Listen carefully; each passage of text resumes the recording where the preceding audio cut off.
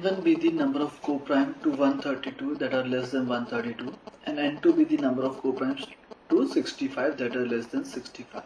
To calculate the number of coprime, we always factorize the number into its prime factorization, so we can write it 2 square into 3 into 11, and number of coprime factors will be, coprime numbers will be 132 into 1 minus 1 by 2, 1 minus 1 by 3, 1 minus 1 by 11, and on solving this we get the value of number of coprimes to 132 will be 40. And if we look for the 65 can be written as 5 into 13 as the coprime product.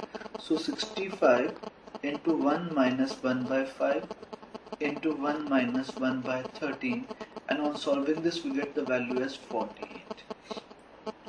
Now n1 is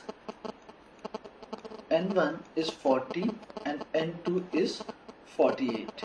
N be the LCM of n1 and n2, so the value of n will be LCM of 40 and 48, and the value of this is 240.